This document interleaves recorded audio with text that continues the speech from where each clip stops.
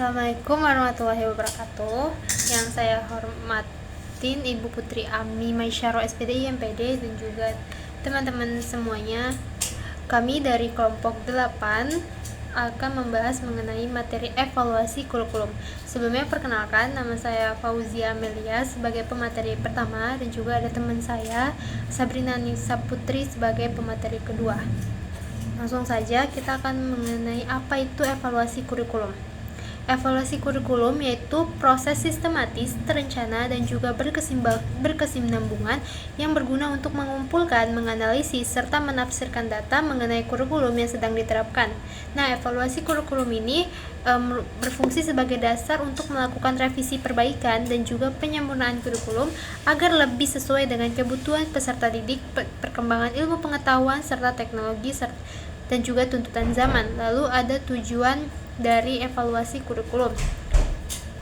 Yang pertama adalah mengetahui tingkat keberhasilan pencapaian tujuan pembelajaran, di mana evaluasi kurikulum dilakukan untuk melihat apakah tujuan pembelajaran yang telah direncanakan dapat tercapai dengan baik atau tidak. Lalu yang kedua, menilai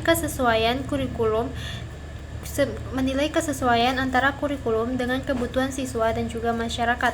Maksudnya adalah kurikulum harus sesuai dengan kebutuhan peserta didik dan juga perkembangan masyarakat. Lalu yang ketiga, mengidentifikasi kelebihan dan juga kekurangan kurikulum. Maksudnya adalah setiap kurikulum tentu memiliki kelebihan serta kekurangannya. Oleh sebab itu, evaluasi membantu menemukan bagian mana yang sudah baik atau bagian mana yang masih perlu diperbaiki. Lalu yang keempat ada menjadi dasar pengambilan keputusan. Hasil evaluasi digunakan sebagai dasar dalam mengambil keputusan mengenai perbaikan, pengembangan, atau bahkan penggantian kurikulum agar kualitas pendidikan menjadi semakin meningkat. Dan yang tujuan terakhir adalah mengetahui efektivitas strategi dan juga metode pembelajaran, di mana evaluasi bertujuan untuk mengetahui apakah strategi, metode, dan juga media pembelajaran yang digunakan oleh guru apakah sudah efektif dalam membantu siswa dalam memahami. Nah, selanjutnya ada fungsi dari evaluasi kurikulum.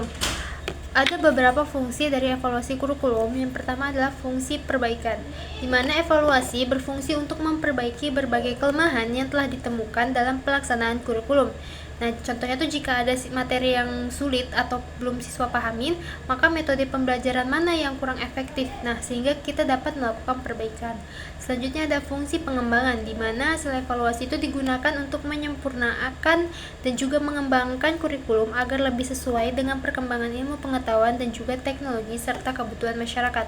Fungsi ketiga adalah fungsi seleksi dan penempatan, di mana evaluasi membantu untuk menentukan apakah suatu kurikulum itu sudah layak diterapkan secara lebih luas atau justru perlu penyesuaian terlebih dahulu sebelum digunakan di sekolah. Dan yang keempat atau yang terakhir yaitu fungsi akuntabilitas, di mana evaluasi menjadi bentuk pertanggungjawaban lembaga pendidikan kepada pemerintah, orang tua, masyarakat dan juga masyarakat untuk mengenai kualitas pendidikan yang diberikan kepada siswa. Selanjutnya akan dilanjutkan oleh teman saya. Sini saya akan menjelaskan komponen yang dievaluasi.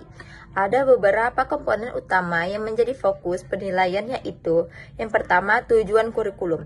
Tujuan kurikulum dievaluasi untuk melihat apakah sudah sesuai dengan kebutuhan peserta didik, perkembangan zaman, serta standar kompetensi yang diharapkan. Yang kedua, isi atau materi pembelajaran, yaitu materi pembelajaran harus relevan, aktual, dan sesuai dengan tingkat perkembangan serta didik. Evaluasi dilakukan untuk melihat apakah materi terlalu sulit, terlalu mudah, atau sudah tepat. Yang ketiga, proses atau metode pembelajaran, yaitu metode pembelajaran dievaluasi untuk mengetahui apakah strategi yang digunakan mampu membuat siswa aktif, kreatif, dan memahami materi dengan baik. Yang keempat, media dan sumber belajar, yaitu media pembelajaran juga menjadi komponen penting yang dievaluasi terutama dalam mendukung pemahaman siswa terhadap materi yang disampaikan. Nah, yang terakhir, penilaian hasil belajar, yaitu siswa penilaian harus mampu mengukur aspek pengetahuan, sikap, dan keterampilan secara seimbang. Evaluasi dilakukan untuk melihat keadilan dan keefektifan siswa penilaian tersebut. Selanjutnya, jenis evaluasi kurikulum. Evaluasi kurikulum dapat dibedakan menjadi beberapa jenis berdasarkan waktu dan tujuan pelaksanaannya. Yang pertama, evaluasi formatif.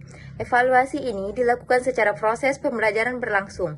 Tujuannya adalah untuk memperbaiki proses pembelajaran secara langsung sebelum program selesai. Nah, yang kedua itu evaluasi sumatif, yaitu evaluasi ini dilakukan pada akhir program pembelajaran untuk menilai hasil akhir yang dicapai oleh peserta didik maupun efektivitas kurikulum secara keseluruhan. Yang ketiga, evaluasi diagnostik, yaitu evaluasi ini bertujuan untuk mengidentifikasi kesulitan belajar yang dialami peserta didik sehingga dapat diberikan solusi yang tepat. Nah, yang keempat, evaluasi komparatif, yaitu evaluasi ini dilakukan dengan cara membandingkan kurikulum yang sedang digunakan dengan kurikulum lain untuk melihat kelebihan dan kekurangannya.